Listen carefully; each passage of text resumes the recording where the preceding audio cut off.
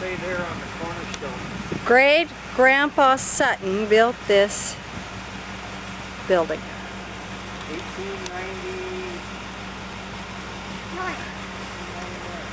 In 1899.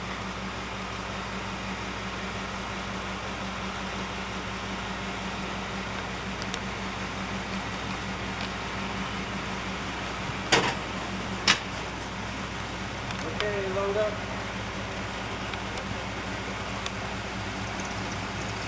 Yeah, Mom, I think Dad wants this.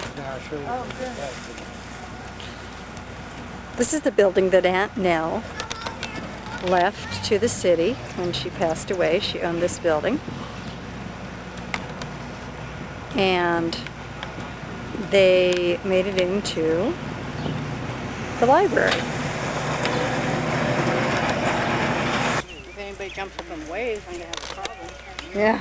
Well, there's a Sutton buried over here, outside the flat.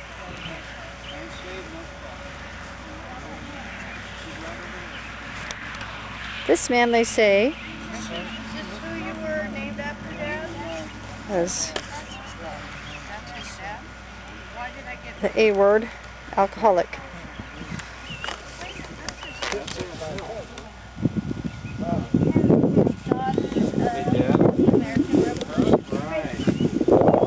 John H. Who is Ellen?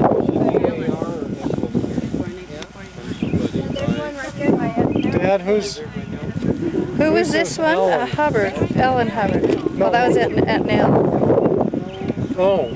No, and there's an Ellen Hubbard.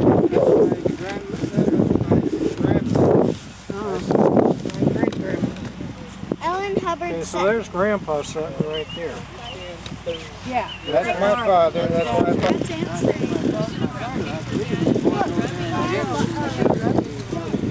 Was Robert Sutton a relation, Dad? Say, Robert Sutton was your dad's picture. Ben, look. Ben. Who's that? That's another family plot over there.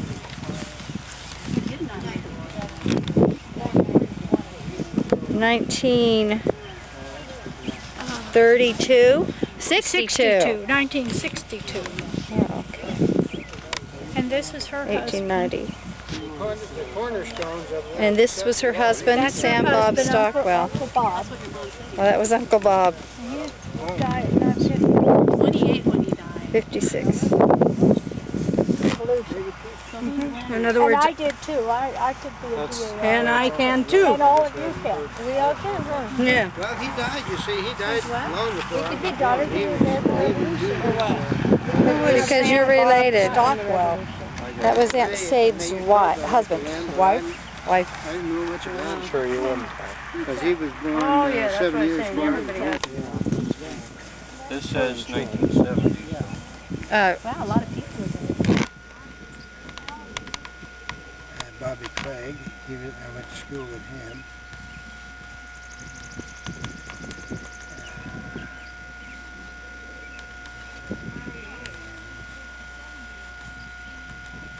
Wilford and this guy and those others I pointed out are the only ones I recognize.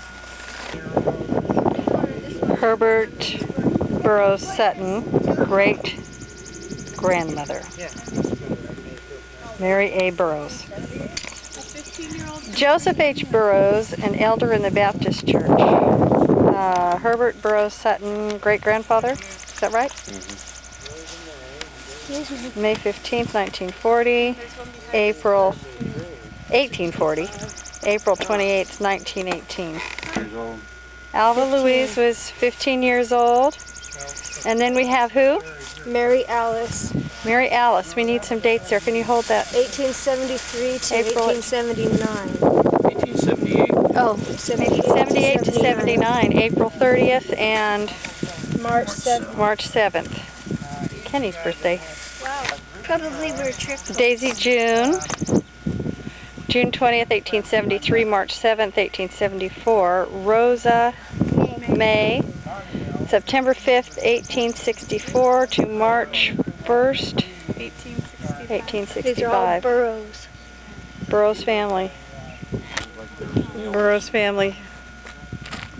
stone at the Oak Lawns Cemetery In Canesville, Missouri. in Canesville, Missouri. Burroughs, 1872 to 1924. Okay. William J. Burroughs, 1871 to 1959. Didn't even have a date, huh? Actual. Ruth Burroughs, 1892 to 1928. Bonnabelle, 1897 to 1974. And Florence, 1898 to 1938. 36?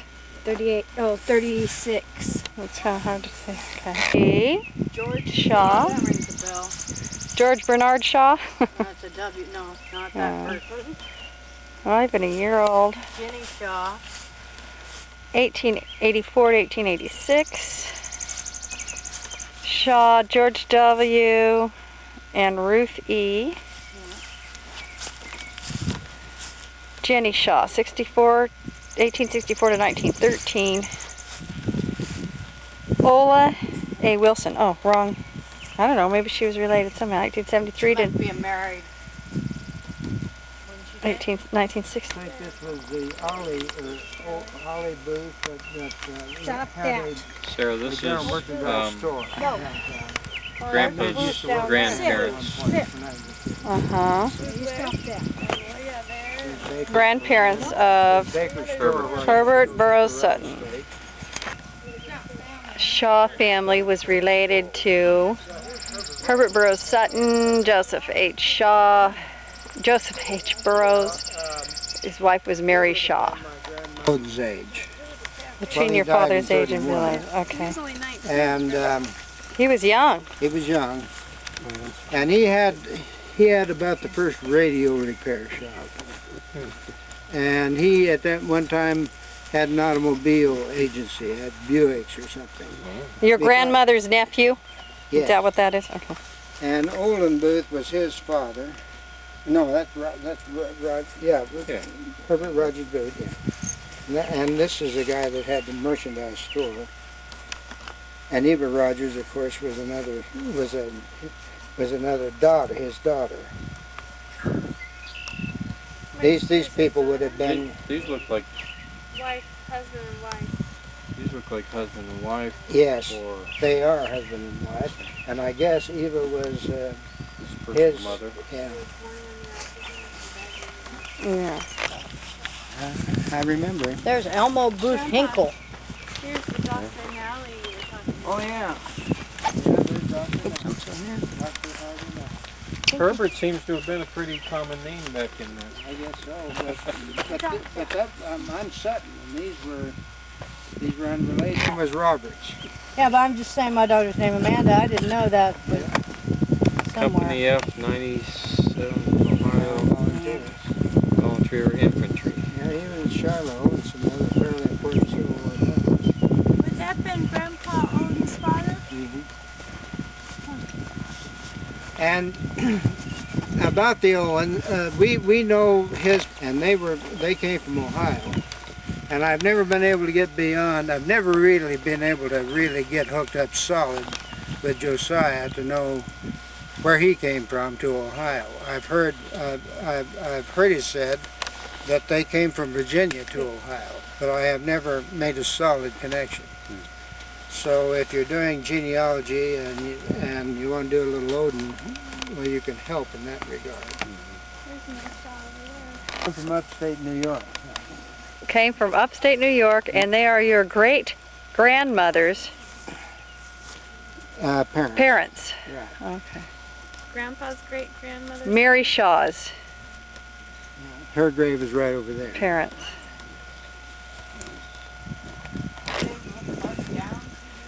Yeah. Where did Bill and Gail go? She had to find a restroom. We found Mary. I don't know who that is. Oh, really? No, Thomas. That doesn't. Oh, Thomas isn't even in the... 1974. She was born 9 years after you were.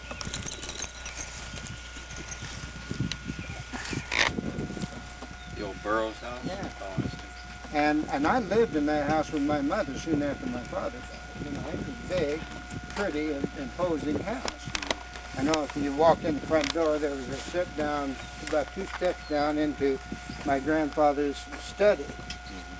And he had a book-lined wall.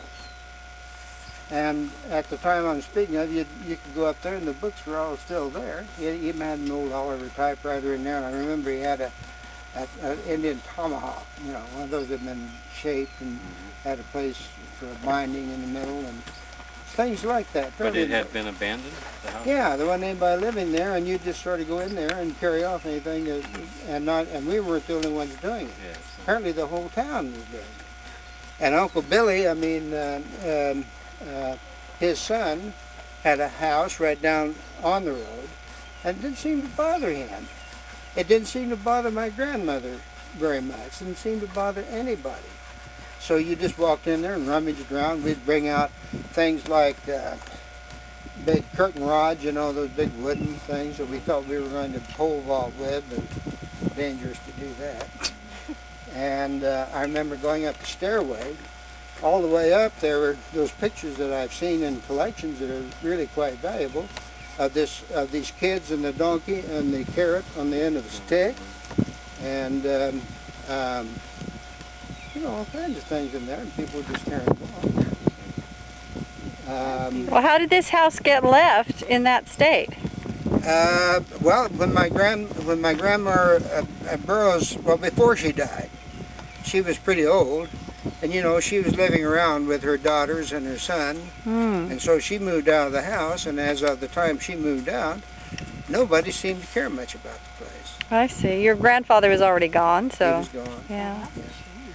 And I thought back on that, and so has Jim. We've talked about it a lot, and why that happened is almost incredible. Yeah.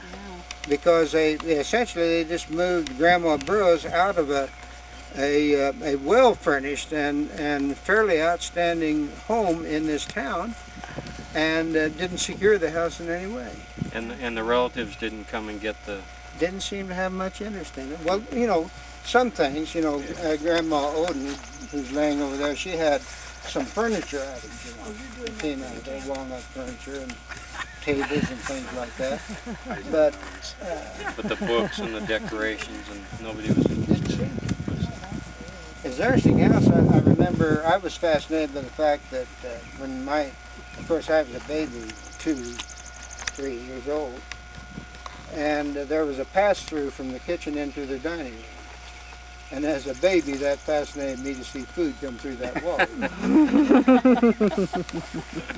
And the other thing I remember is they had a gazebo, or a summer house, out on, they had fairly big lawn.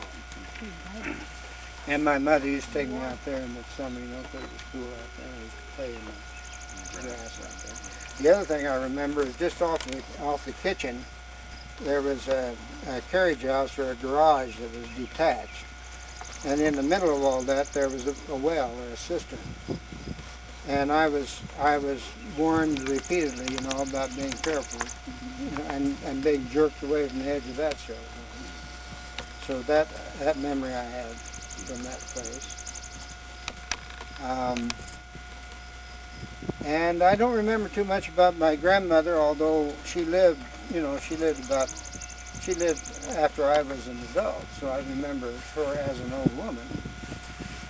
But as a baby, I don't think she liked children too much. I think she would just kind of standoffish, but I don't remember any cuddling or anything like that going on with her. That's Which I Grandma expect was Burroughs. all right with me. At the You're time. talking about Grandma Burroughs. You got enough of that from your aunts. Yeah, I got quite a lot of that.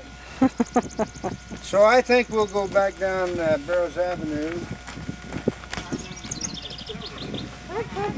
This puppy is so out of control. Sometimes he'll bite me, but then he's just trying to lick me. This one. He'll try to lick me. Hey, that's why. I know he'll lick me, but then he'll try to, but then he'll accidentally bite me. Look out for his bird. That's okay, I don't care. Look at he's holding on to my hair with his paws.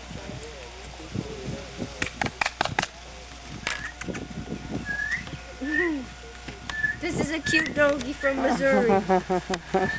He's darling. He is, huh? Yeah. Get that He likes to dog, be Mom. held even. Can I hold him? Yeah, if you want. Yeah, the pastime. He's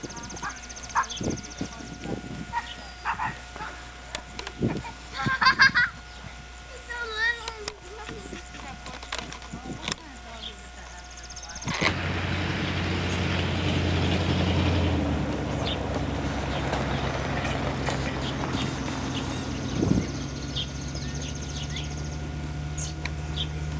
Alan moved it. Oh.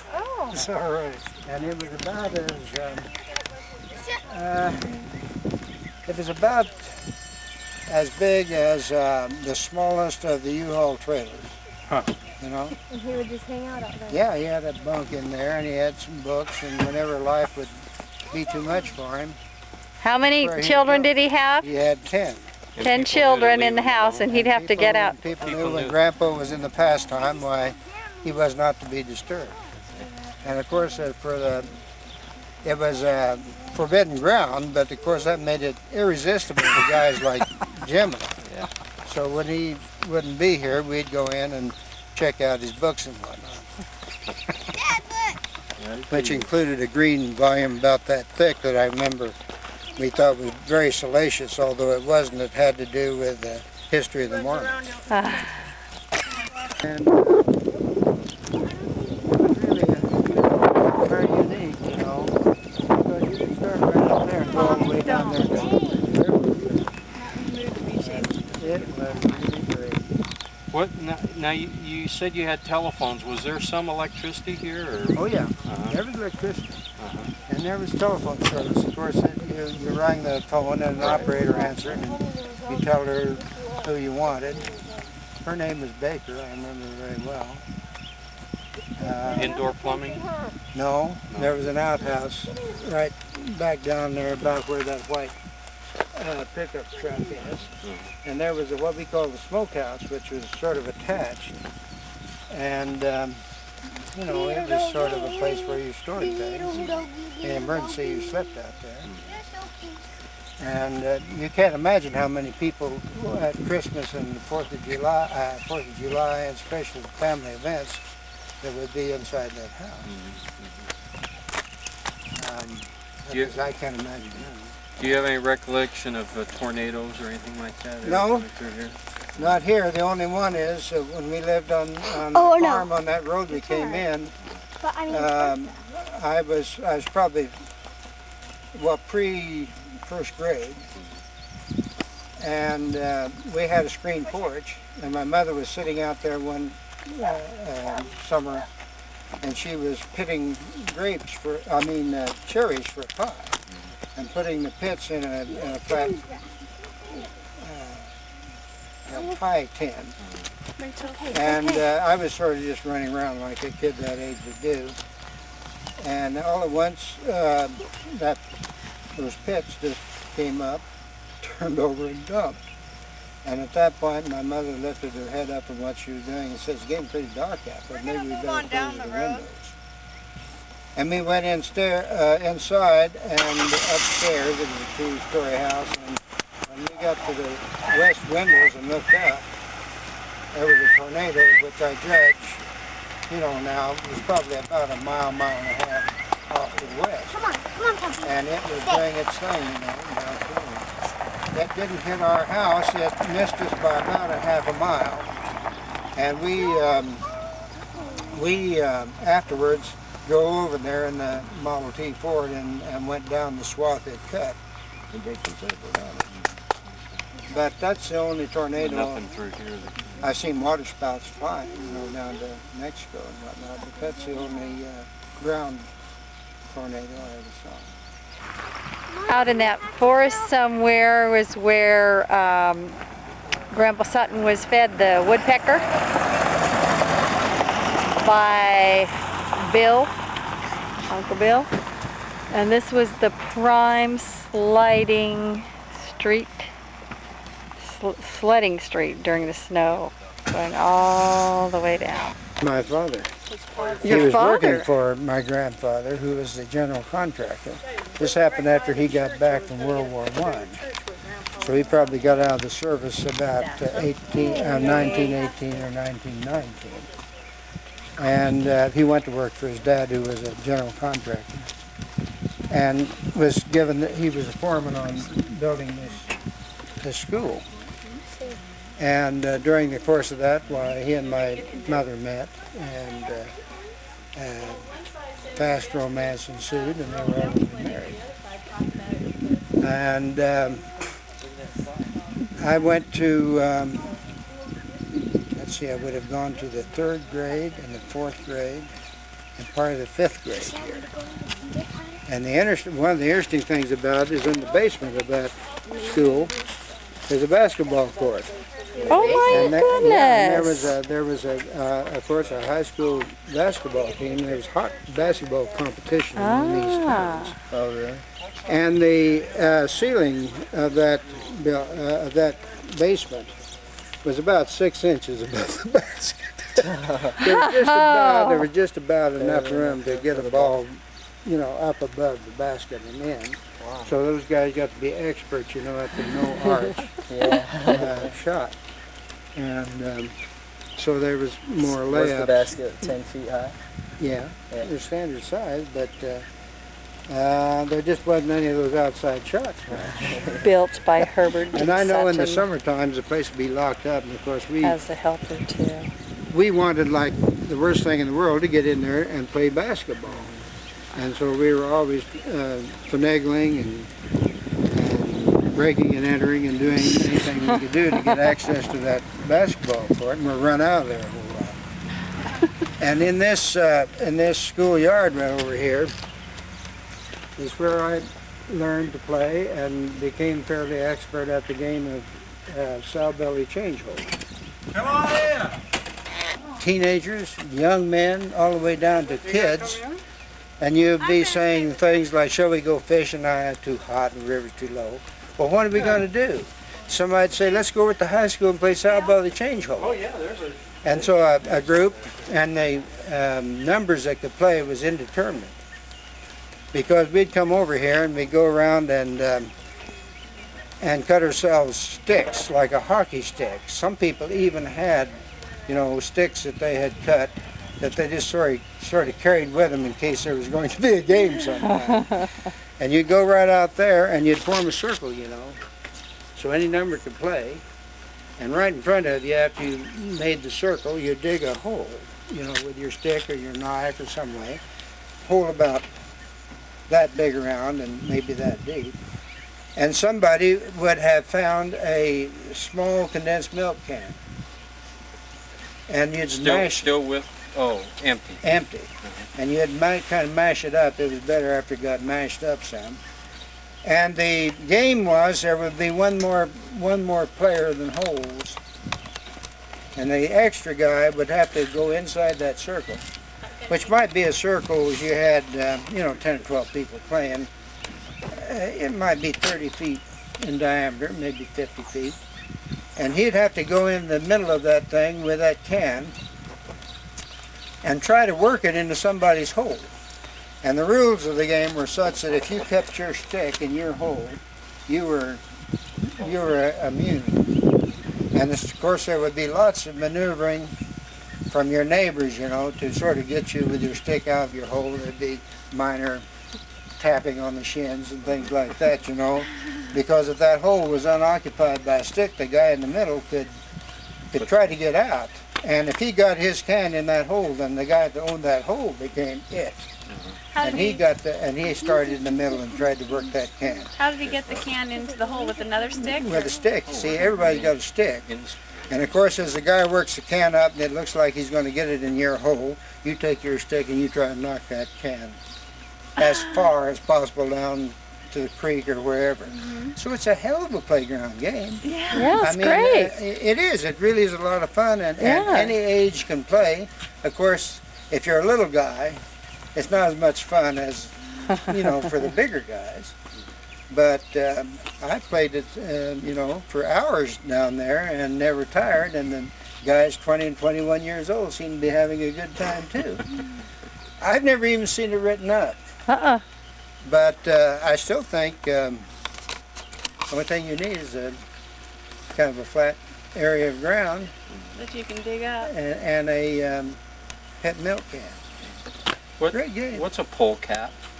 A polecat's a skunk. Skunk. Oh, okay. Okay, that's my lecture. With the just we shall dwell. But if our lives are spared again, to see the saints their rest obtain, oh, how we'll make this chorus swell. All is well, all is well. Yeah, Keep that's wanting great. to go into the